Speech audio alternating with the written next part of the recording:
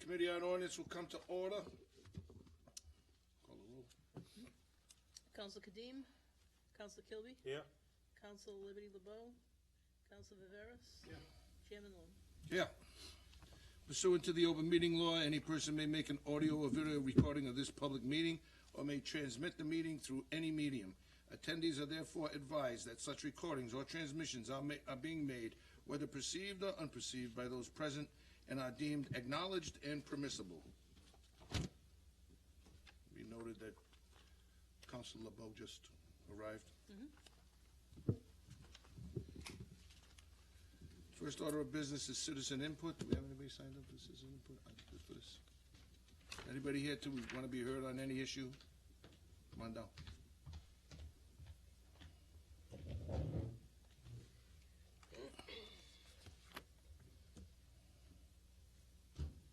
Let's see right there. No, right here. At the table, please. They want to speak on the ordinance committee, right? Yeah, this is for ordinance now. This isn't for city council meeting. This is before the ordinance No, we signed up for city council? That's a regular meeting. Oh, that's regular. It's later. that's a regular meeting. This is ordinance committee. Okay? All right, thank you. Not a problem. Thank you. Is anybody here to be heard on anything with ordinances? I know, but we'll take them up as we come along. Okay, our first order of business is approve the minutes of the July 8th meeting. Motion to approve minutes, July 8th, 19. Second. Motion been made and seconded. All those in favor? Aye. Those opposed? Okay, minutes approved. Next is motion to approve the minutes of the August 29th meeting.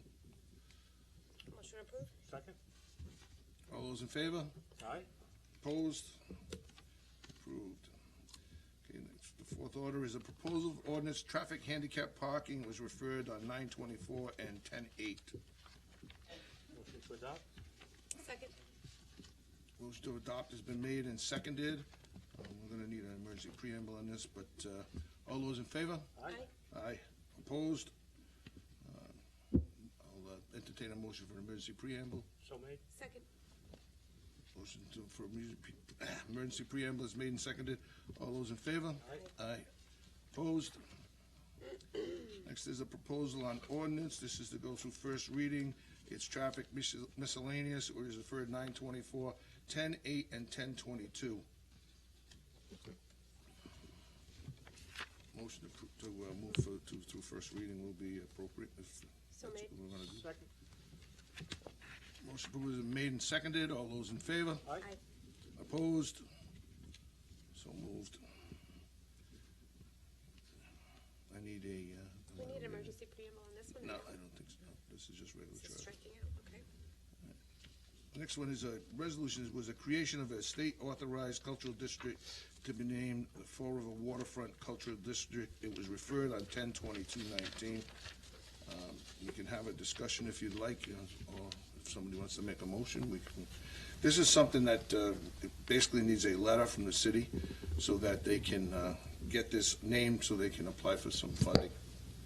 Has anybody got any questions regarding this? Wait, Sean's here. Councilor LeBeau. So the reason that this was sent to ordinance, if my memory serves me correctly, you're correct, they do just need a letter, is that they wanted to make sure with Corporation Council that nothing needed to be done here to establish the district. We've called council meeting done quickly to verify that. Yeah.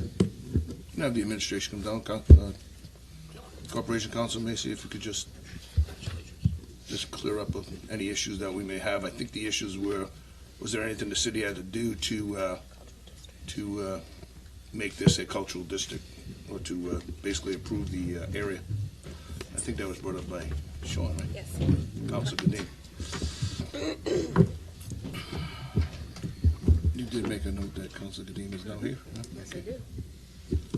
So, what can you bring us up to date on this? Do we need any kind of special? I don't know that there's too much to bring you up to date on. I think everybody is familiar with the concept. there's no legal impediment to doing it. You're right, there needs to be a couple of Ts crossed and Is dotted on the city part. Whether conceptually you need another district, that will be up to you folks, but as far as the law is concerned, it's fairly straightforward, and if you want to do it, we can do it. And all that the state is requiring, Mr. Chairman, members of the committee, is that the council go on record in support of the creation, which hence was the resolution that was before you at the last meeting. I know there was some question as to whether or not there were needed to be any local ordinances or any supporting legislative act taken, and the state is advised that it's simply something that requires council support in order for the state to move ahead and do what it needs to do to create the district. But we're not aware of any other further action required at the local level. I yield. So with that said, I'll make a motion that the committee recommend to the full council that we support and not opposed to cultural district. Second. Okay, motion is made to refer this to the full council with a recommendation to adopt the resolution. All those in favor? Aye. Opposed? Okay, this will definitely be on the agenda for tonight's meeting, so. Thank you. Any further business? Motion adjourned? Second. Motion has been made and seconded. All those in favor? Aye. Opposed? Meeting is adjourned.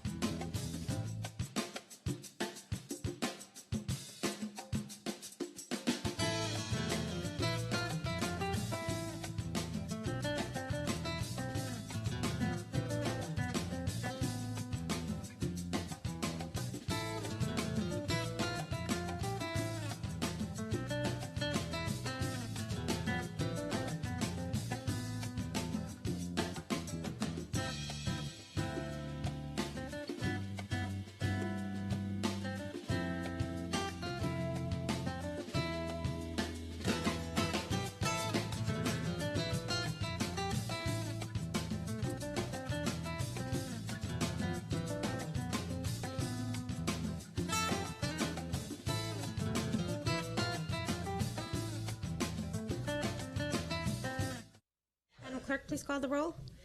Councilors Kadim, Here. Joseph Kamara, Stephen Kamara, Here. Kilby, Here. Long, Here. Pelletier, Here. Viveras, Here. and Vice President Lullaby LeBeau. Here. Pursuant to the open meeting law, any person may make an audio or video recording of this public meeting or may transmit the meeting through any medium.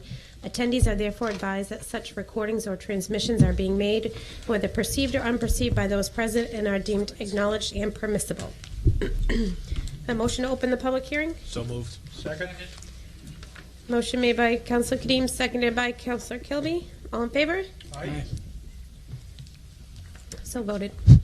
Item 1, auto repair shop licenses. Antone David Vargas, 157 Rice Ave, Somerset.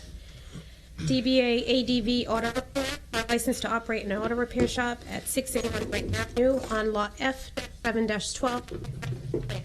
Are there any proponents to this proposal? Any proponents?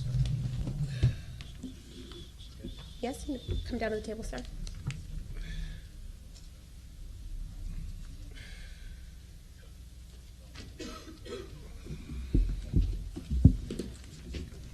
You just have a seat facing the council and, nope. There you go. Your name and address for the record, please. Antone David Vargas, 157 Rice Avenue, Somerset, Mass. Motion with the rules. Second. Motion made to waive the rules by Council Kadeem, second by Council Kilby. All in favor? Aye. So voted. Sir, if you just pull the microphone a little closer to you. Microphone. Just put it a little closer to. Oh, I'm sorry. I don't know what I'm doing. No. Oh, I want to reapply for, I had a auto repair license on this property since 1967. I transferred it over to a different person that was renting off me, and this time last year, he was renewing it, and he went through the fire department all right, and the police department got it, and I guess he had a traffic violation against him, so they turned it down. Didn't renew the license. I didn't find out until June of this year, so I had to I'm reapplying for my license on the property so I can rent it. And I actually want to sell the property. But my person that's got it up for realtor said I'd be better off if I had another license on, active license on the property. So I'm reapplying for it. Thank you. Okay. So all you want is to get it back in your name, Yes, get the auto repair license back in my name on the property. and then you would lease it out or sell it? Is that Or it? rent it out or sell it, yes. To the clerk, would he have to come, if he sold it or leased it, whoever takes it would have to come back for license too, huh? The operator of the, it would have to be transferred to the operator. All right, I don't see no problem with that, you know. You had it for a long time, and Well, it's I'd 67. like to help you out in whatever I can do, and my colleagues will probably do the same thing, so with that, I yield. I'll support this. I'm just wondering, does it, when we activate a license, this is basically gonna be dormant until he rents it, sells it, or whatever, correct? It's not operating right now. Right, I'm not operating on it. Is there any ordinance in there or anything like that to say, if we approve it, he renews it, pays the deal, and then all of a sudden, 30 days or 60 days from now, he hasn't moved the property, does it die? I'm asking the clerk. You issue the license, counselor, it's valid for 2 years, but there is an ordinance that requires that the business operate. And what's the ordinance say on that? Operate for what? We have had licenses revoked at the request of the police department for non-operation of a license. So that somebody'd have to apply for the revocation. Okay, I'm good. I yield.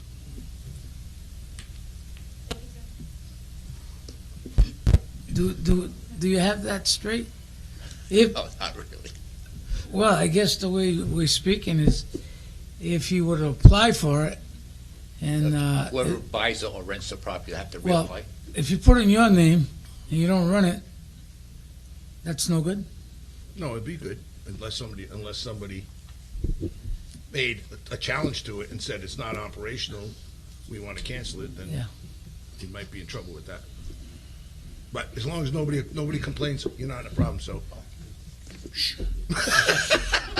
You got it. There's no objectors here. Clerk, that's correct. Which part? That is, not that last part. That he can have it, but unless somebody complains and puts in a request to revoke it, it will be good for 2 years. Well, the ordinance does require that That the it business operates. operate. So, No complaint. Wow. You're gonna work on a few cars, you right, in issue the between? license, it's valid for 2 Hey, years. you go up there, change your oil every now and then, Yeah, right? I agree, yeah. Counselors 6 and Stop in 7, and say hello and change the oil, you'll be all set. Counselor 7, you yield? I yield. Counselor 6, you yield. Yes. Counselor 3. Mr. Vargas, just so you're clear, if this goes through tonight, which it probably will, Yes. what the clerk is suggesting is that if you don't have an active operating business there, the police could come and say, you don't have an active business, we're gonna revoke your license, and then it would come back. So it's to your benefit to either activate it and work in the business yourself, or very quickly get it transferred to somebody else who's gonna operate it.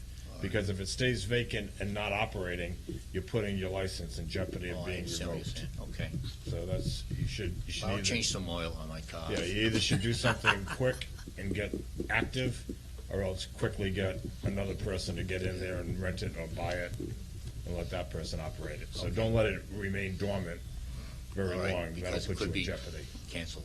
I understand. Okay, I yield. Thank you, Mr. Vargas. Thank you. Thank you. Are there any opponents? Calling any proponents? Move the hearing be closed? Second? Madam Clerk, do you want to, did you say all and closed at the end? That's the instructions I got at the beginning of the meeting. Close each one. And clo- I'm sorry. The revocation for the storage of inflammables is, we have them. It prepared as one order, so you can open that up and hear all four.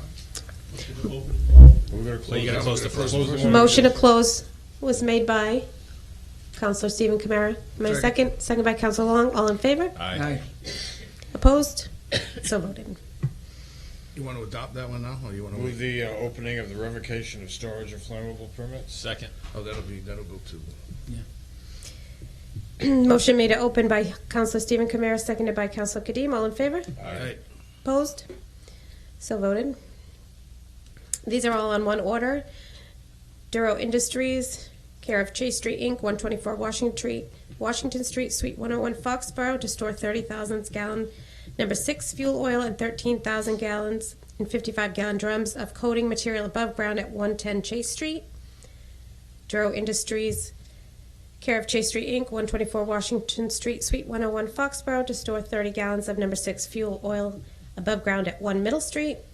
Duro Textile Printers, LLC, care of Chase Street, 124 Washington Street, Suite 101, Foxborough, to store 30,000 gallons of number 6 fuel oil above ground at 206 Globe Mills Avenue. And Raul Biloderia, trustee, RJB Realty Trust, A2 Colonial Drive, Unit 8, Andover, to maintain a gasoline station to source 20,000 gallons underground at 1708 South Main Street. Madam Clerk, you have an update? Yes, the location at 1708 South Main Street, the business owner has come into the office last week and did pay the outstanding amount. So if we can just withdraw that particular one from the order, they do wish to keep this license active So moved. Do we need to do that now or in full council? in full council. Thank you. Do we have any proponents? Any proponents? Any opponents? Seeing none, motion to close the The hearing hearing unless be any closed. councilors. Nope. Motion made by Counselor Stephen Kamara, seconded by Counselor Kilby. All in favor? Aye. So voted. A motion to open the third public hearing. Second. Motion open made by Counselor Kilby, seconded by Counselor Stephen Kamara. All in favor? Aye. Opposed? Item 3, Massachusetts Electric Company and Verizon New England, Inc. for a jointly owned pole relocation for the following. Relocate existing jointly owned pole 6-1 approximately 30 feet north of its current position. This pole relocation will service a new sewer pump building while keeping the existing building running in accordance with Plan Number 289-21895, dated 10/23/2019. Are there any proponents? Any proponents? Any opponents? Seeing none? Motion to close? It's closed. Motion to close made by Counselor Kilby, seconded by Counselor Long. All in favor? Aye. So voted.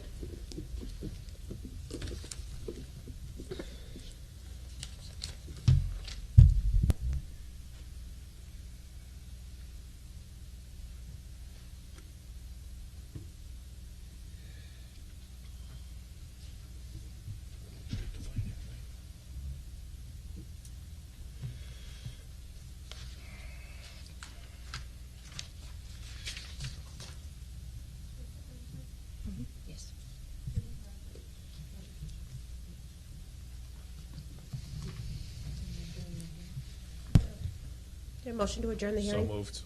Motion made by Councilor Kadeem, seconded by Councilor Kilby. All in favor? So voted. City Council Committee on Finance will now come to order. Madam Clerk, please call the roll. Councilors Kadeem, Here. Joseph Kamara, Stephen Kamara, Here. Kilby, Here. Long, Yep. Pelletier, Here. Viveras, and Vice President Lullaby LeBeau. Here. Councilor Joseph Kamara did call earlier. He's on a work trip, and his return was delayed this afternoon, so he's not going to be with us this evening. Pursuant to the open meeting law, any person may make an audio or video recording of this public meeting or may transmit the meeting through any medium. Attendees are therefore advised that such recordings or transmissions are being made, whether perceived or unperceived by those present, and are deemed acknowledged and permissible. We have 2 people signed up for citizens' input. Grace McDonald Nye, 73 Commonwealth. The subject is Northeast Alternatives. And Dennis Duquette, 33 Commonwealth Avenue. Subject is Northeast Alternatives, and I believe they're going to be speaking together.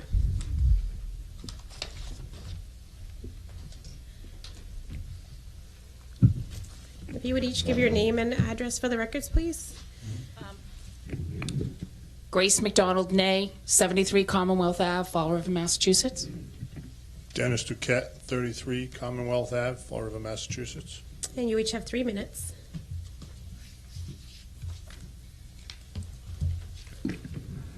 We've been attending quite a few traffic meetings this year, we've been to about 4 or 5.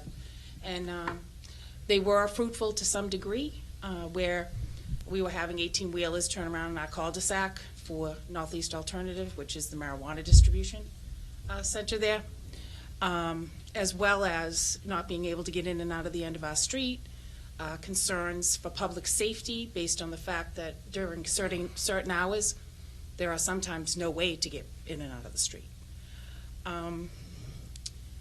Traffic study, as we got more information, we learned that the traffic study was never done. It was based on the liquor store that was originally there, and we're talking night and day here.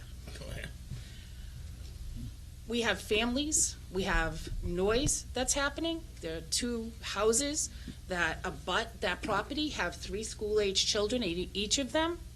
And I have recordings of noise that happens all night long.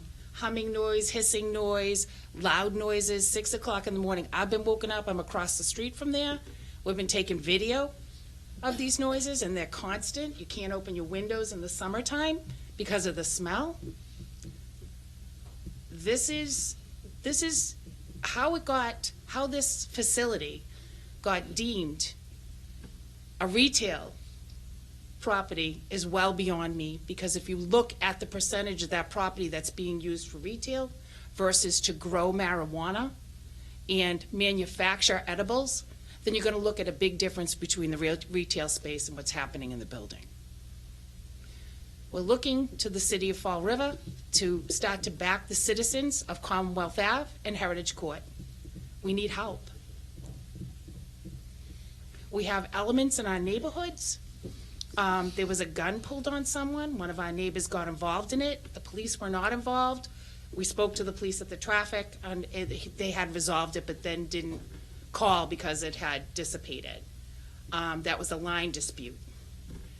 During holidays, it is unbelievable. We have people skateboarding up and down the street. We have RVs parked in front of houses with children from California, New York, Missouri, you name it, all over the country. This is a cul-de-sac. I'd like to ask all of you right now, why do you live in a cul-de-sac? Because you want privacy. And that's certainly not happening on Commonwealth Ave and Heritage Court. Tonight, I did bring a list of our complaints, and we have submitted this previously to the traffic committee. We do have a signed petition from all the residents. We also have a list of complaints and public safety issues with us tonight. I'd like to submit them. We are going to rewrite the petition because it's mainly traffic. One of the concessions we were looking for was to have Northeast Alternative have to transport from another location. and keep control of the element and the amount of the element that's in our neighborhood. That's on this petition as a request. We're planning on rewriting this and re-signing with all the safety, public safety issues we have as well. For us, we're novices at this. Based on what's happening in the neighborhood, we have odor issues, noise issues, traffic issues, and safety issues when it comes to children playing in the street. They can't play outside. People smoking pot before they're leaving the facility. You can see them. Okay, I thought you had a question. You can see them using product before they leave. The children that abut that facility, they were smoking outside. We were told by the security they were gonna make sure that doesn't happen going forward. You have kids asking their parents, what is that? So we're looking to you for advice as to how to go from here and support as taxpayers, plus our property values. Councilor Pelletier? The gentleman want to talk first before I ask questions? You want to talk now? Is that all right? I believe Grace touched on just about every subject. Okay. It's difficult to explain the picture that we're dealing with there unless you really see it with your own eyes. Yeah. You know, like Grace said, it's a cul-de-sac. It's not a city street. It's a side street, right? My cars have been hitting my own driveway numerous times. Yeah. Mailboxes are always getting knocked over. Mailboxes were getting blocked by the traffic that this place was bringing in. Our postal service people told us that they weren't going to deliver our mail anymore because they can't get to our mailboxes. All right, well, I know it's a bad situation. You certainly know it's a bad situation. But what's the answers? How did, to the clerk, these guys open up from, what, 10 to 10? Is that what it is? Weekdays and Saturdays is from 10 to 9, and Sundays is from noon to 9. 7 days a week they're open. How do they get to open up that shop with them hours? They never had to come in front of us for anything. They just got permission from the state. Here you go, open it up. And I go by there a lot, and I see the traffic. I see some of they hit the railings on the way in. I don't know why. I mean, I can guess why, but it's no good for that area. It's no good for you. And we definitely got to step in somewhere. But how can we curtail this? Do we make an ordinance? I don't know if we can stop these guys. I think some of the problem is that you've got one recreational in the city. Everything's at a standstill now because of what on with the bribes and everything else. It doesn't do you any good. And, I say no more than 8, but don't leave it at 1. Spread them out throughout the city of Fall River. I don't care. Everything's going to you. You're on a state line. They're coming in. But like you said, they're coming in from New York. They're coming all over the place. And I don't really know how much pot they can buy. I don't think they can go there and buy 10 pounds. I don't know. But they certainly are coming in. And you guys, I know there's a problem. And I think you talk about transportation. That's a good idea. And they should. And once that parking lot is full, let them bring them in from someplace else. Tiverton maybe, somewhere. But you definitely need some relief. And I think whatever we can do, I don't know. We have a resolution in. I think the vice president's got one in about bringing up a meeting and trying to straighten out the problems that you have. But it's a big problem for you guys. It's a big problem for us as well. Because we don't know where we stand here in the city of Fall River. It's just crazy. They're going to give licenses, not give licenses. We don't know. But meanwhile, you're just sitting there and you can't do anything about it. Now, 9 o'clock, 10 o'clock, they shouldn't be acting up, I guess. There's houses right next to you and that's it. That's crazy. And I think the noise ordinance is till 10 o'clock. But, whatever I can do through the resolution to try to help you people out. I said it before, and there's a problem there, and we should all do what we can to straighten that out. And it'd be nice if we can get the owners to come down and work with us. That's what they gotta do. It's their business. They're making a lot of money there. Let them bring the transportation somewhere and bring them in. So along that line, I will support whatever I can support. If I could close them down tomorrow, I would. But not up to me. But if they act up, we should step on their toes. They shouldn't be outside smoking. They certainly shouldn't be outside congregating and talking. They certainly shouldn't be outside with guns. That's what it's all about. It's your neighborhood. Let's get it back to you guys. With that, I yield. Thank you, Councilor. As a point of information, I had spoke with Gina Hutchins, who also lives on Commonwealth Avenue. She couldn't be here this evening. She had indicated that Councilor Joseph Camara had gone out to meet with some of the neighbors. Unfortunately, he is on a work trip, but he might have additional information. We put this resolution in. I spoke with Colleen about originally sending it to regulations because of the hours. However, we don't have any say in regulations over the hours. So right now it's going to the Committee on Public Safety. I don't know that that's going to address all of the issues that they have there, but we can have that conversation when it comes up in committee, on the agenda, in the full council. Thank you. Councilor Kilby?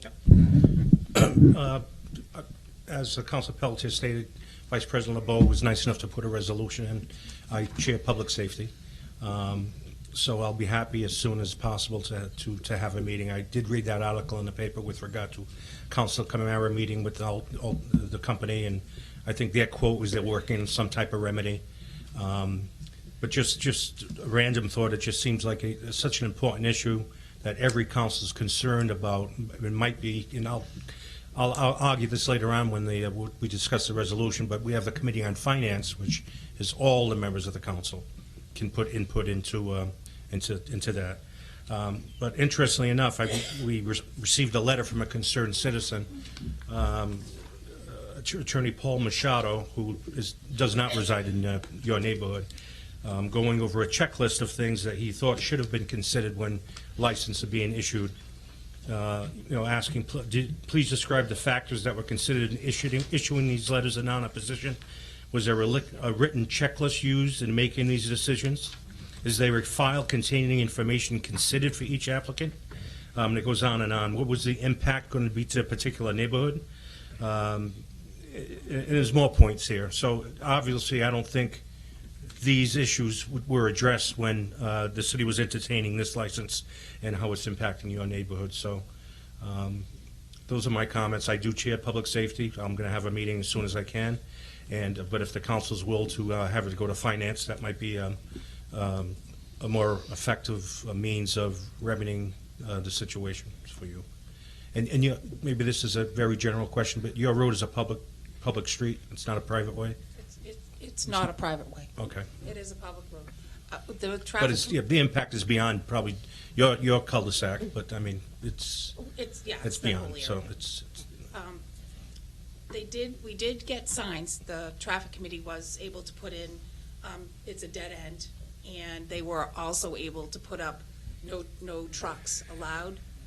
If you put a traffic camera there, the city of Fall River could make a lot of money. That's all I'm saying with all the 18 wheels that still go down the street.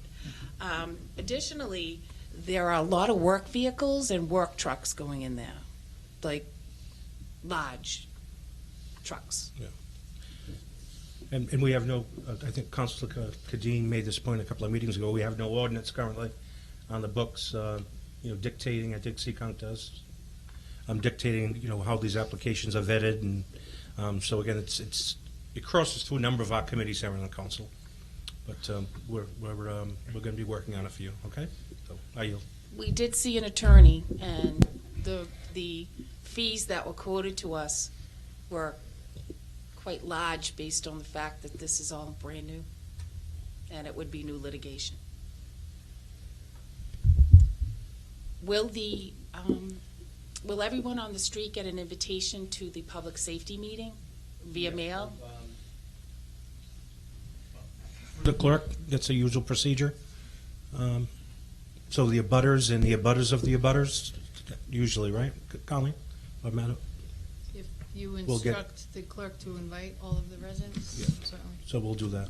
Thank you. Okay.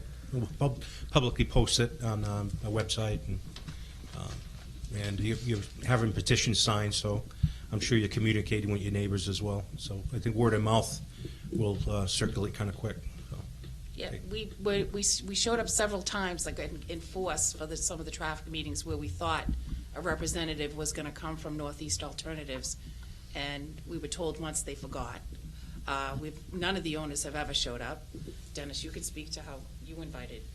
Yeah, I invited, I actually invited somebody from the Cannabis Commission, because they've been in contact with me as well. He did reach out to me the day of the meeting stating he was unable to make it, and he hoped that one of the owners would show. They did send one of the security guards there as a representative to the company, but I believe it was either the fourth or the fifth meeting is when he finally showed. And from what we were told, he was invited to all the meetings, but they only showed that one time. We'll determine what, as a group, we'll determine what authority we have, along with the new administration. But I did read also that Northeast Alternatives did get a recertification from the state. So that's what I did read, that they're allowed to continue. So, but, thank you. Thank you.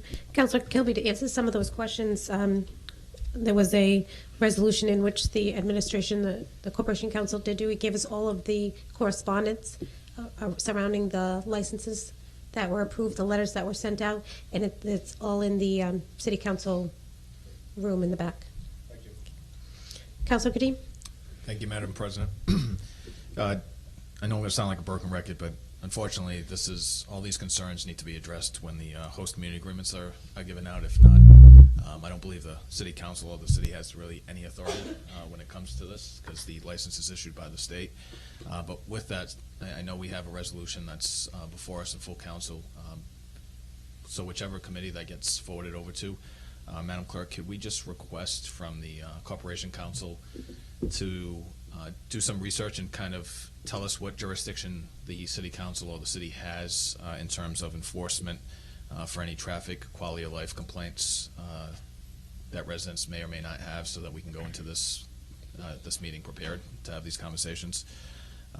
As I mentioned before, when you start talking about the community host agreements, that's when you're supposed to start looking at safety plans, traffic plans, quality of life controls, quality of life issues, noise pollution, smell, things of that nature, and that should all be built into the agreements with some type of agreement and assurance that what is being stated is going to be followed through. So since the licenses are issued by the state, I don't know, they don't necessarily come back before us like liquor licenses do, where on an annual basis we can kind of sit here as a council and then make a determination. If they're not living up to their end of the bargain, then we won't issue the liquor license. So we're really kind of in a position where we have no authority or jurisdiction. So I'd like to be able to see what we could do, and maybe the CCC has some new regulations that they might be proposing in terms of giving local communities a little bit more jurisdiction. I'm not sure if that's the case. I know that they were looking at some regulations and amendments to regulations, so that may be something. So if we could just have that research before the next meeting. I yield. Councilor seat 6, Councilor Long? No, I'm well aware of the traffic issue and that type of stuff, and I've seen it with my own eyes. And I think everybody's aware of that. My question would be through the clerk. Has anybody done any research on this through zoning? They went from retail and now they're manufacturing. Is that zoned for manufacturing, that area? I'm just wondering, because from what I've learned is the liquor license basically was retail, and that license transferred to the marijuana business. I understand that. They can sell. It's a retail place. We could probably deal with the traffic in some way or some form. But there's more issues here. And from what I understand, they just put a big addition on the building, and that's for manufacturing. They are growing and doing all of that type of stuff at that site. So my question, and I don't know what it is, but my question is, are they in compliance with our zoning bylaws? And I would kind of bet that they're probably not, and I don't know how they end up their manufacturing when all they have is a retail license. It's just a question. If that's the case, then I would issue a cease and desist and tell them to stop until we can get it all figured out. I'm sure they're a very responsible and reasonable people, but and this is what happens, is we've given these people basically a green light to operate, and they make this incredible monetary infusion, and all of a sudden now we have this big issue. It's not fair to anybody. It really isn't. It's not fair to anybody, but the citizens here take priority as far as I'm concerned, and I would like to be informed in the next week or so whether they are in compliance with our zoning, and if they are not, then we deal with them appropriately. With that, I yield. Anything further from the council? Thank you. I did speak with City Planner Bill Roth. I called him directly, and he basically told me, because we asked why we weren't notified, that they were coming to our neighborhood. The only notification we got was a sticker on our door when everything was said and done. And we went to a meeting, both Dennis and I, to learn about what this was, and it just explained what the whole marijuana industry was about. When I spoke to Bill Roth, he told me that because it was retail, and it was already zoned as retail, there was no need to let us know. I can see that, I know that. That's the percentage of the building that's growing is, and manufacturing is much larger than the retail piece of it. Oh, definitely. So we'll definitely get an answer on that, but I'm sure going forward, this is all gonna have to be straightened out in some way, so we'll figure it out, I guess, hopefully. I yield. Yeah. Thank you. Thank you. Just one point. Could you be sure to leave your list with the clerk so that she can distribute it to us? And just one other question, Madam Chair. You've obviously spoken to quite a few people. Have you been to the building inspector's department? The building inspector oversees the zoning issues and whether or not there's a proper operation. Have you been in touch with the building inspector's office? No, we're really new at this, Okay, so we're figuring it out as we go. Well, you went to the city planner, which is good. On the same floor, I believe they're on the same floor, is the building inspector. His name is escaping me. Glenn Hathaway is his name, Glenn Hathaway. So I wonder if we may, through the chair to the clerk, send a letter to Glenn Hathaway asking him to inspect the premises to determine if they are within the proper zoning for manufacturing of product.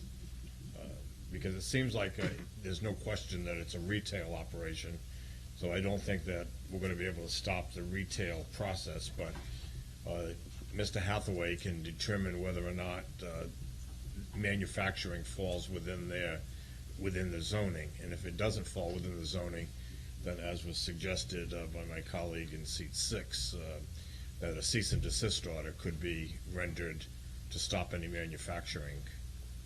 So could we send a letter to Mr. Hathaway, Madam Clerk, on behalf of the council, requesting that he do an inspection and determine if there are any violations relating to zoning?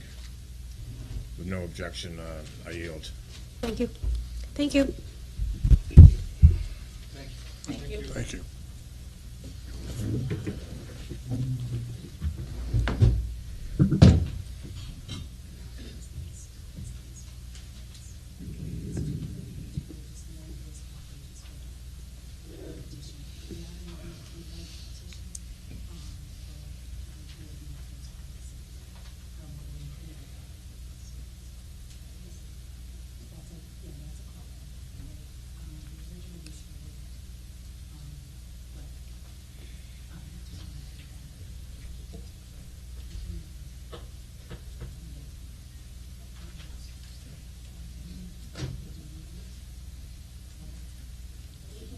Thank you.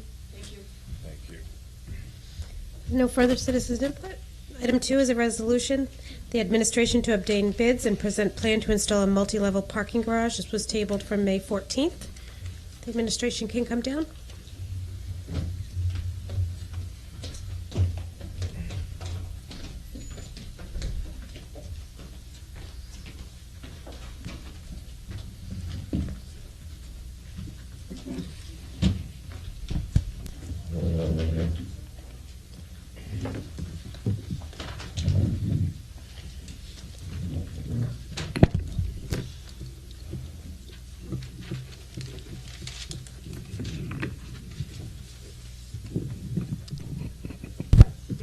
So, members of the council, this evening, we do have some information relative to the resolution, and but I thought it might be helpful to just advise you of a potential funding source that you may want to consider.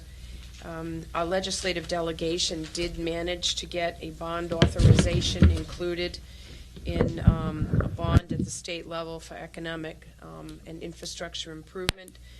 And it basically provides that, and I'm quoting from the legislation, provided that further that $1 million shall be expended for the planning, design, and construction of a parking garage on the waterfront in Fall River, and provided further that $2 million shall be expended for the planning, design, and construction of a parking garage in the downtown area of Fall River.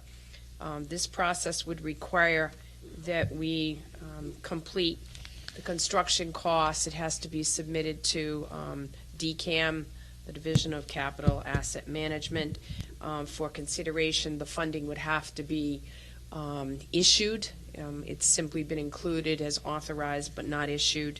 And Senator Rodrick has advised me that the city would have the option of using those funds for repair as opposed to new construction, if that were something that they wanted to consider. And so when we're considering the 3rd Street garage area, we obviously have a garage that is in need of some substantial repairs. As you know, it has been partially closed due to the condition of that 3rd Street garage.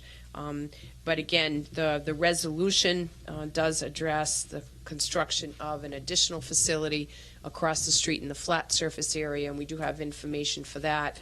I just wanted the council to be aware that there may be a state funding source to assist us in that effort, if that's what you so choose. I believe Mrs. Ferrera addressed the cost for, or do you have it? Sure, certainly. So we have been looking into the flat surface garage. A primer care-like garage structure was the information that we set out to acquire the cost on. It looks at this particular point that Primer Care paid just shy of $2 million based on some information we received from them. We would be looking at potentially closer to $2.5 million when you look at the increased value versus the time that Primer Care installed or erected their garage, as well as the fact that we need to pay the minimum housing, the federal guidelines for the salary rates. So we would be looking at about $2.5 million. If we were to able to secure the $2 million grant for the construction of a garage, that would certainly make a lot more sense, in the sense that we would be looking at approximately $500,000 cost to the city.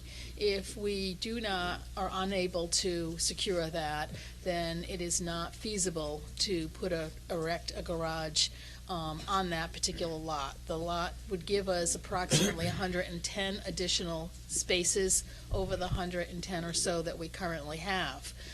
At $45 a month for rental space, assuming we rent every space, we'd be looking at about $64,000, $65,000, somewhere in that range in terms of additional local revenue, with a cost of $125,000 to $150,000 annually over 20 years to pay back that garage. So clearly it doesn't make a whole lot of sense to erect a garage and be out of pocket costs at this particular point.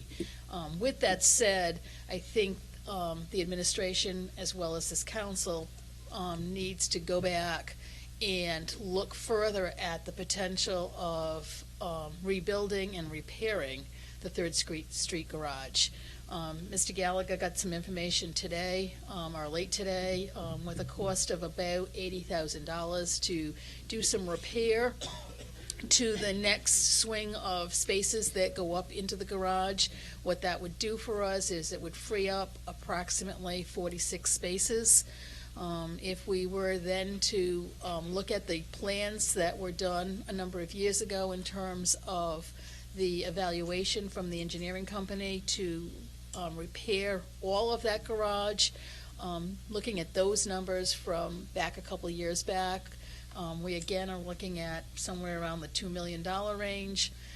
With that said, again, if we look at the garage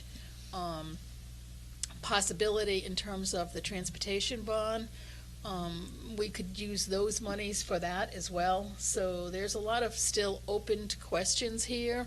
A lot of it goes to what is the intent of this council? Where would you prefer to see us expend our resources in terms of remodeling the Third Street garage, getting that back to where it was, looking at the flat surface, trying to secure this bonding opportunity, and with that being able to put up a structure that is similar to that structure that is at the Primer Care site, and then a third option, although we certainly haven't looked into it into a lot of details, but working with maybe our energy company in Moresco and potentially putting solar on the very top level of the Third Street garage, and what type of savings that we may be able to incur as a result of generating solar.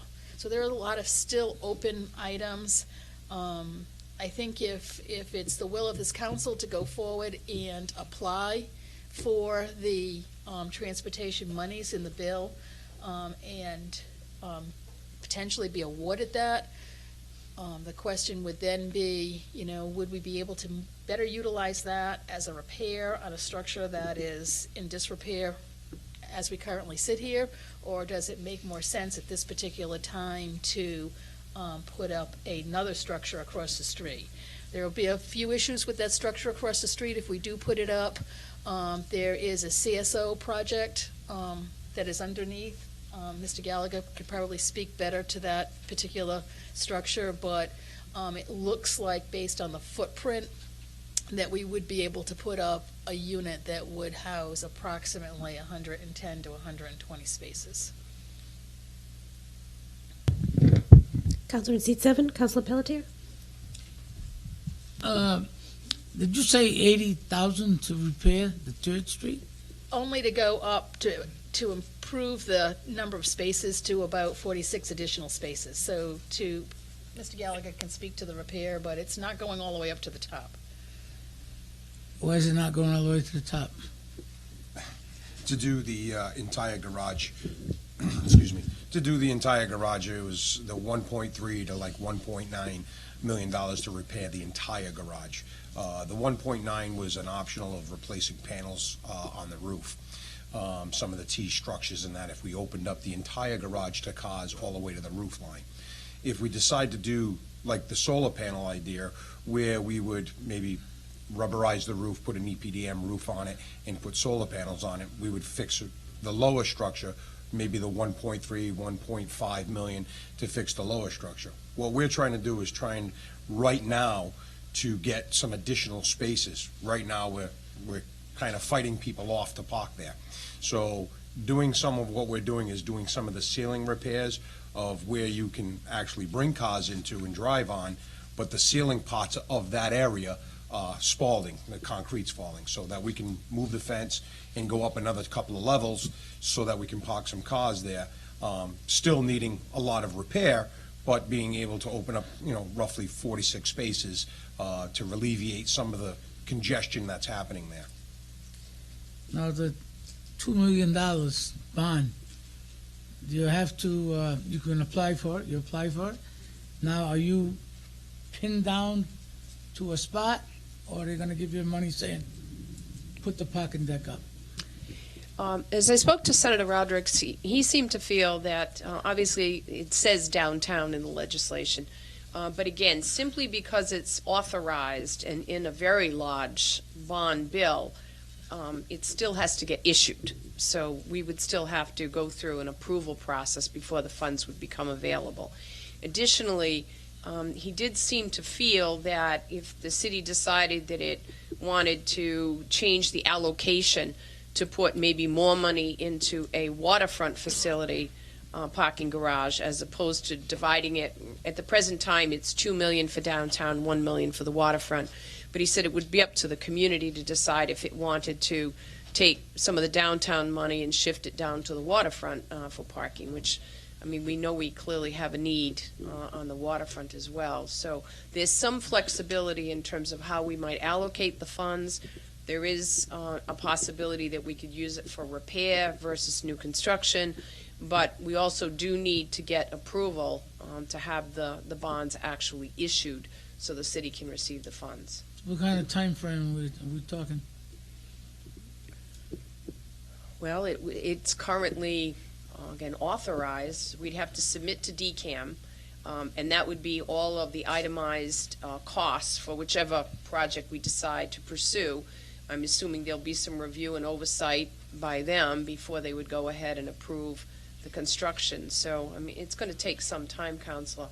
I think the intermediate or the short-term solution Mr. Gallagher mentioned was approximately $80,000 that we would fund locally, and that would allow Mrs.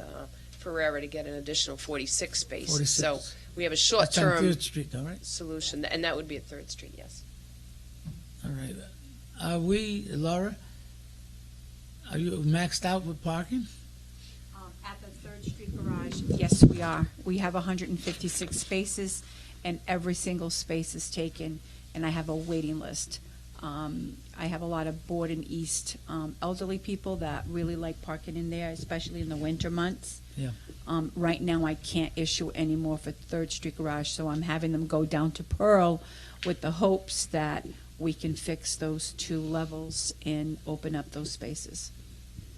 Now, what's the idea on the flat service? Do you want to bring it up 1 level? The flat service, right? What do you mean? Is that what you want to do? One additional level, Council. one So level. if you have 110 on the ground level, you'd have 110 over that ground level. So you'd be right. doubling the spaces. Just an idea, I'm going to kick this out tonight, that you all know I feel about the police station, and it's got to be knocked down. That's 1 block away from the parking deck. And that particular Bedford Street, you can go right in on the 1st floor, and if you come down the other way, you come in on the 2nd floor. I think it probably an idea that you guys could kick around, because we're certainly not, and you know, we're not going to sell that police station tomorrow, next year, or 10 years down the road. And I think it's an eyesore and something should be done. They want to bring streetscapes in, all well and good. You're going to leave the police station? Who knows? But that's an area too. Like you said, it's downtown. So is that downtown. So it's just an idea that I'm kicking out there. Maybe you could think about it. Sooner or later, that thing's got to come down.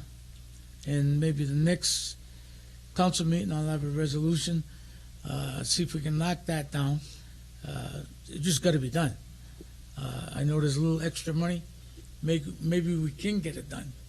But it's been that way for, 18 years? We just recently, Council, had applied for a grant from the state to actually do the cleanup work at the police station, feeling that if we were able to do all that remediation, then it might be attractive to an investor to go ahead and develop the property, because they wouldn't have that, $800,000+ cleanup cost. Unfortunately, we just learned that the project was not funded. So I think I'd be more inclined to agree with you that the day is fast approaching that the structure may have to be demolished, because again, to get any kind of a developer interested, the cleanup costs are just extremely high, and they don't make the development profitable. So. So you're waiting on this council to see if we give the okay to get bids, is that it? Mr. Gallagher? Yeah, if you would, for the $80,000. Just for the 80? To do those repairs. So once we would get that, we would have advertisement about a month with the central registry and all of that, and about another month with contracts and things of that nature. You need an engineer for that? Yeah, it's already, what you have in front of you is a And you're only partial- talking 80,000? just to do that repair on that second and third level, just the ceiling decks. 80,000. Is what What's he the tells me. engineer cost? The engineer's already been paid for by myself. to How have much? him. I think this right here, I think was $5,000 for him to. 5,000, that's not too bad. But, you know, I say 80,000, if we could spend 80,000, get 46 spots, that's well worth it, I'd say. But anyway, I said my piece, and we'll see what's gonna happen. We'll have to get more parking downtown for sure. How many post office trucks parked there, Laura? 75. So here you go. You would free up 75 spots by having that on Bedford Street if the police station was turned into a parking deck. 75 is a lot, and it's a dual thing. We can knock it down and put the deck there, and it's not that far from everything, City Hall and everything else. Something to think about with that, I yield. Thank you, Counselor. Mrs. Farrar, just one question. How many people do you have on the waiting list? Right now, I got about 8 people. Thank you. Counselor in seat 6, Counselor Long? Yeah, I find these conversations really interesting. It's a either or type of thing. I believe I want them all done. I think we should do it in phases, of phase 1, of phase 2, of phase 3. But it's not a situation where I can sit here and say, oh, I want this rather than that. It just doesn't make any sense to me. We need all the parking. We need parking up on the waterfront, but we've needed parking downtown for 20 years. It doesn't make any sense. So where is the planning? Where's the long-term planning? Where we go back to it again and just say, okay, here we are. Again, we talk about the same things over and over and over again with no plan. Oh, we can do the 80, or we can do 1.2, but then we can take the bonding, we can move it from the waterfront, we can move it up to the downtown. Oh, we can take the downtown and move it to the waterfront. No, I want the waterfront, I want the downtown, I want the repair, I want it all. Because we need it. It's absolutely in need. And the thing is, it will pay for itself. Will it not? No, that's the problem.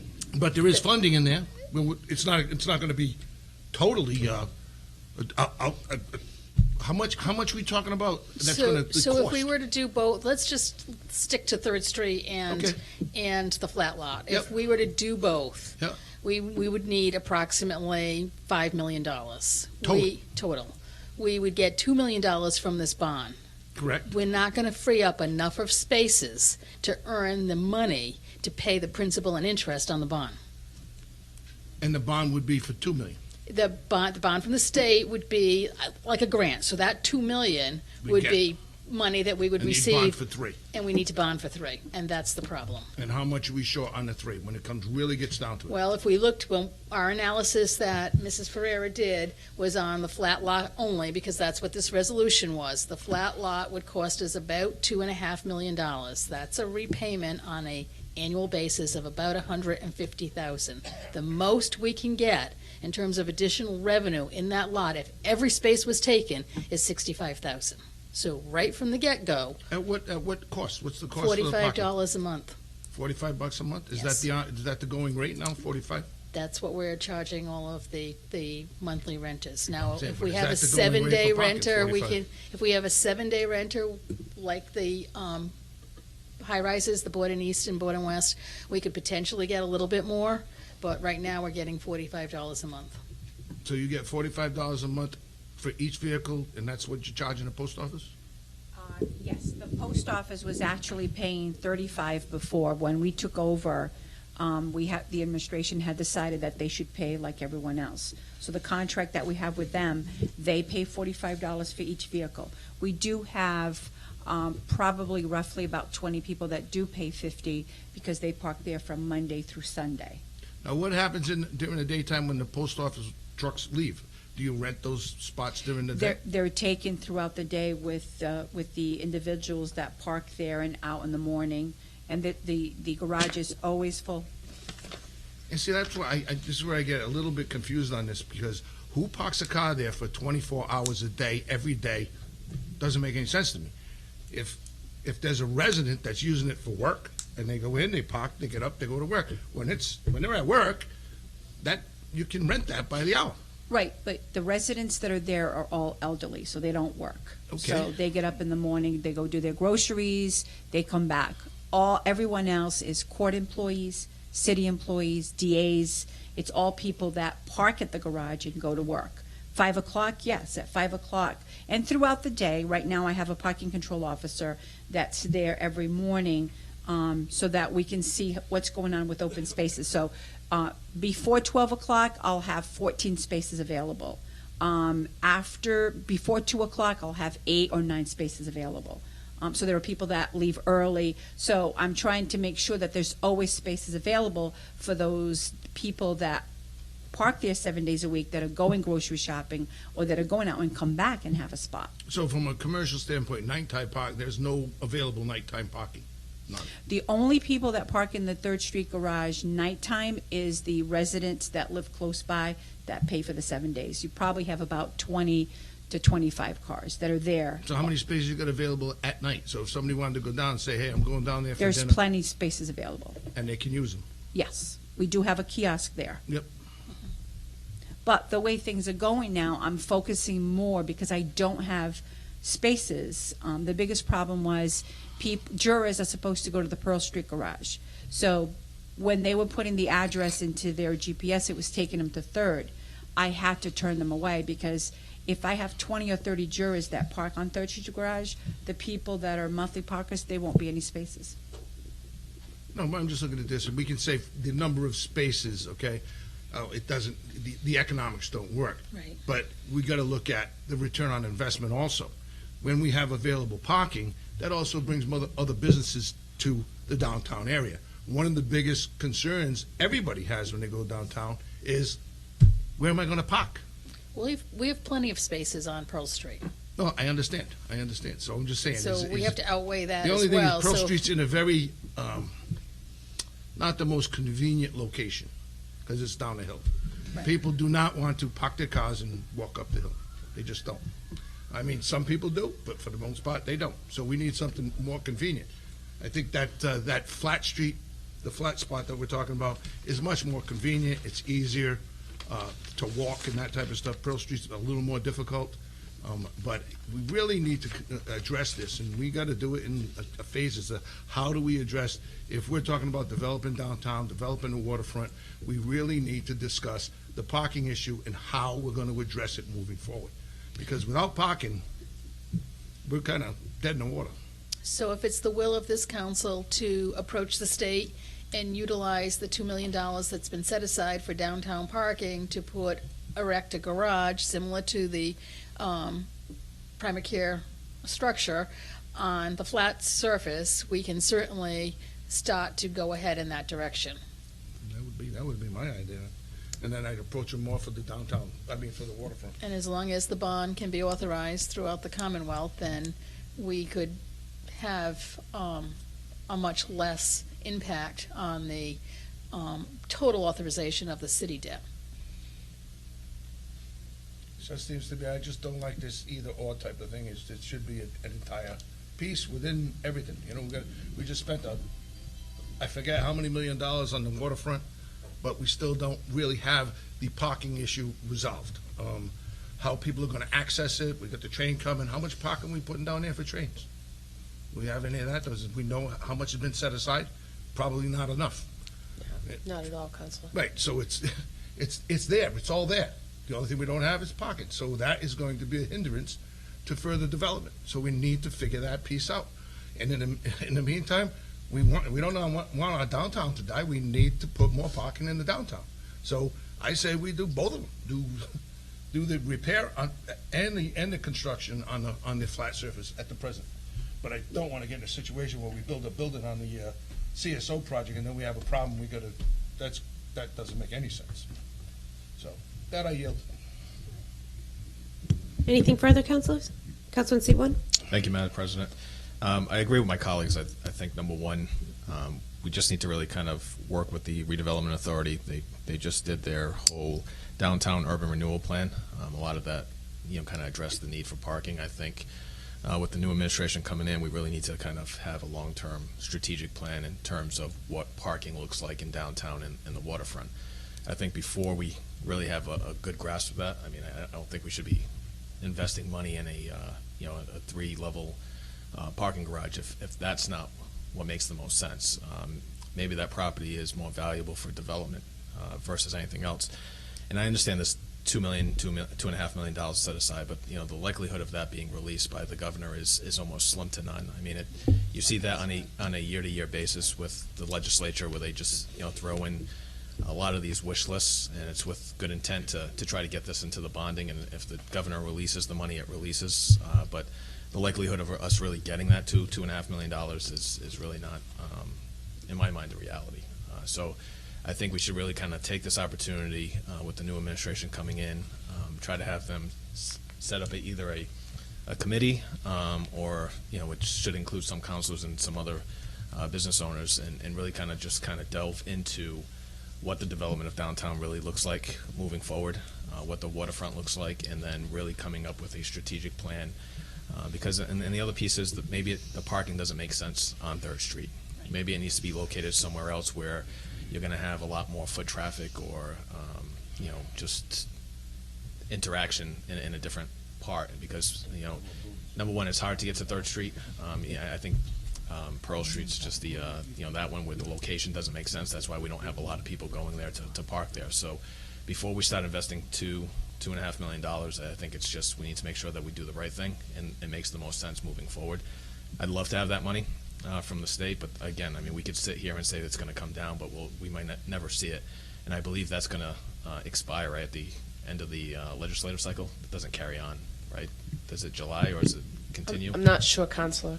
It was actually put in there some time ago, so I'm not sure. If I know there's an expiration date on it. I'm just not sure if it's this legislative cycle in July. But with that, I'd really urge this council and the administration to really kind of talk about the long-term parking needs.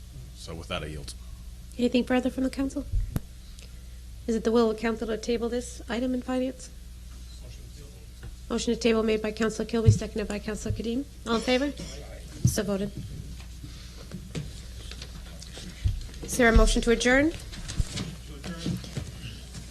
you have a second? Second. Motion to adjourn by Councilor Kilby, seconded by Councilor Pelletier. All in favor? Aye. Committee on Finance is adjourned. Keep rolling? Yeah. I'm sorry, I couldn't hear you. It's 7.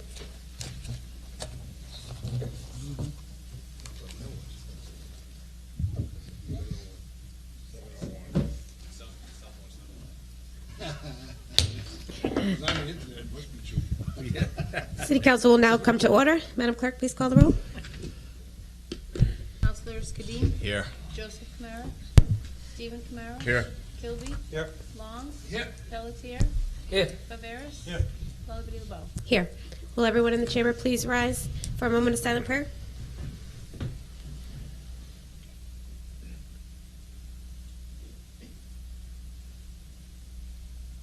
Please remain standing for a salute to the flag.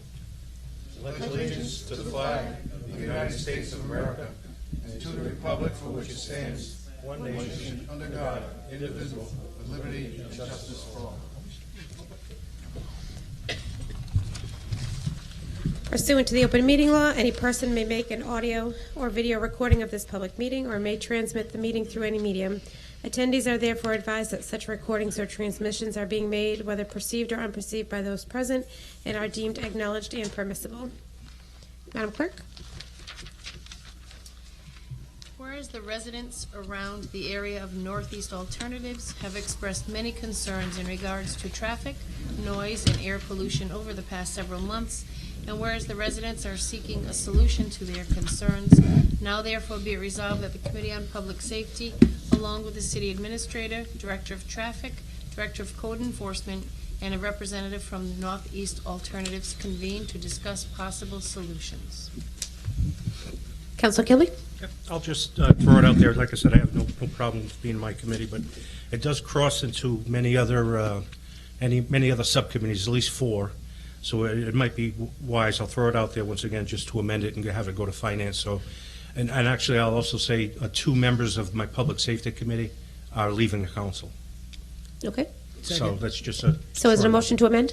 Please. To finance. Second? Second. Any discussion? All in favor? Aye. That was the what? So a motion, That was a motion to amend, yeah, to send it to finance, so we have to motion to adopt as amendment. to adopt as amended. Made by Councilor Stephen Kamara, seconded by Councilor Long. Any discussion? All in favor? Aye. So voted. Item number 2 are citations for the EMA 4-Winds Fire volunteers. Motion to adopt. Motion to adopt made by Councilor Kadeem, seconded by Councilor Pelletier. All in favor? Aye. So voted. Item 3 is a citation for the recipient of the 2019 Roger Valcourt Memorial Outstanding Citizen of the Year. Motion to adopt. Second. Motion to adopt made by Councilor Kadeem, seconded by Councilor Long. Any discussion? All in favor? Aye. So voted. Ordered that permission be, and the same is hereby granted to Antone David Vargas, 157 Rice Avenue, Somerset, DBA ADV Auto Repair for license to operate an auto repair shop at 681 Brayton Avenue. Motion to adopt. Second. Motion to adopt made by Councilor Long, seconded by Pelletier. Any discussion? All in favor? Aye. So voted. Item number 5 is the order revoking storage permits for Duro Industries and Rahul Biladeria trustee. If we could just update the order to remove the owner of 1708 South Main Street. So moved. Second. Is that a motion to amend, Madam Clerk? Move to delete. Motion to delete, made by Councilor Kadeem, seconded by Councilor Long. All in favor? Aye. Motion to adopt So moved. Second. by Councilor Kadeem, seconded by Councilor Long. All in favor? Aye. Item number 6 is the order granting permission to Mass Electric and Verizon New England for the pole location at Jefferson Street Extension. Move to adopt the order. Motion to adopt by Councilor Stephen Kamara, Second. seconded by Councilor Pelletier. All in favor? Quick I'm sorry, Councilor Kadeem? discussion. Just with regards to this relocation, has DBW or the city engineer gone out to make sure that the pole is where it's being located is okay in terms of ADA compliance or safety issues? No, there is no sign-off from, we're not required to notify their department until the council acts on the order. We get pre-approval from the engineer if it's an underground conduit, but for pole locations, we do not. So what, is that just a policy or is that drafted in city ordinance on that procedure? That is Just yeah, this- internally? Can we just, I guess in the future, just refer to DBW and engineering, just so we can get their opinion and make sure that it's okay? Because a lot of times what happens is that they end up putting these poles in the middle of the sidewalks, and then you have ADA issues or safety issues and line of sight issues. I just want to make sure that before we approve any of these poles, because trying to get National Grid or any one of those companies to come out and actually remove any of the poles is a challenge in itself, so. All right, I yield. You yield, Councilor? We had a motion to adopt. Second. We already had the, correct, Madam Clerk, you had the, Yes. in the second. All in favor? Aye. So voted. Have the police chief's report. Move to adopt the police chief's report. Second. Motion to adopt made by Councilor Stephen Kamara, seconded by Councilor Kadeem. Any discussion? All in favor? Aye. So voted. Item number 8 are applications for the renewal of auto repair shop licenses. Move adoption of renewals. Second. Motion to adopt made by Councilor Stephen Kamara, seconded by Councilor Kadeem. Any discussion? All in favor? Aye. So voted. And item number 9 are applications for the renewal of auto body shop licenses. Move adoption of renewals. Second. Motion to adopt made by Councilor Stephen Kamara, seconded by Councilor Pelletier. Any discussion? All in favor? Aye. So voted. Item number 10 is a request for the revocation of an auto repair shop license at the request of the license holder. And this is at 686 Brayton Avenue. Move to accept and adopt the request. Motion to adopt made by Counselor Stephen Kamara. Do I have a second? Second. Second by Counselor Pelletier. Any discussion? All in favor? Aye. So voted. Item 11 is the order canceling the City Council and Finance Committee meeting for November 26th. Motion to adopt made by Counselor Kilby. Seconded by Second. Counselor Kadim. Any discussion? All in favor? Aye. Aye. So voted. Have a number of claims. Motion to refer to Corporation Council. Second. Motion made by Counselor Kadim, seconded by Counselor Long. All in favor? Aye. So voted. A communication from the Semlec Police Dive Team thanking the Marine Unit and Harbor Master for their assistance. Motion to accept and place on file. Motion made by Counselor Kadim, seconded by Counselor Long. All in favor? Aye. So voted. We have a letter of disclosure from Alfred Lima. Motion to accept, place on file. Second.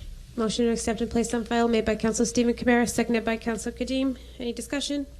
All in favor? Aye. So voted. Take item 15, 16, and through 22 together. Second. Motion to take items 15 through 22 together made by Counselor Stephen Kamara, seconded by Counselor Kadim. All in favor? Aye.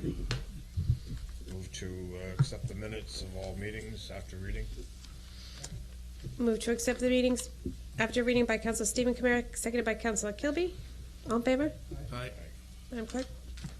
Have Zoning Board of Appeals meetings held on August 15th and September 19th. City Council public hearing of October 22nd. City Council Finance Committee meetings of September 24th and October 22nd. And regular meetings of the City Council from September 24th, October 8th, and October 22nd. Item number 23 Motion to is a take no- items 23 to 26 together.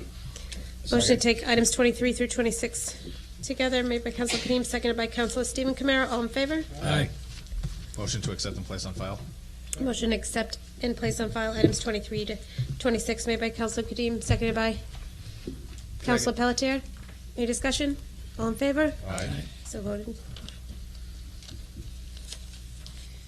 The Committee on Ordinances and Legislation at a meeting held on November 12th voted unanimously to recommend that the accompanying proposed ordinance, accompanied by an emergency preamble, be passed through first reading, second reading, passed to be enrolled, and passed to be ordained with Councilor Kadim absent and not voting. This is a handicap parking ordinance. Second. Motion to adopt made by Counselor Kilby, seconded by Counselor Long. Madam Clerk, roll call. On adoption of the preamble, Councilors Kadim, Yes. Joseph Kamara, Stephen Kamara. Yes. Kilby. Long. Yes. Pelletier. Yes. Viveras. Yes. And Vice President Lullaby Wells. Yes.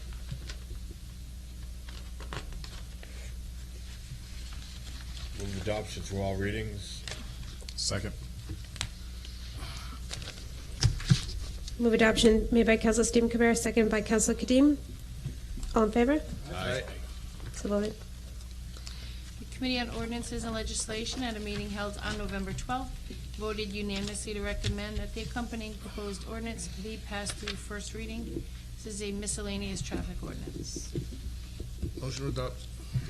Motion to pass through all readings made by Counselor Long, seconded by Counselor Pelletier. All in favor? Aye. So voted. And lastly, the Committee on Ordinances and Legislation at a meeting held on November 12th voted unanimously to recommend that the accompanying resolution be adopted. This is the resolution regarding the creation of a state-authorized cultural district to be named Fall River Waterfront Cultural District. Do I have a motion to adopt? Motion to approve. Second. Motion to adopt made by Counselor Kadim, seconded by Counselor Long. Any discussion? All in favor? Aye. So voted.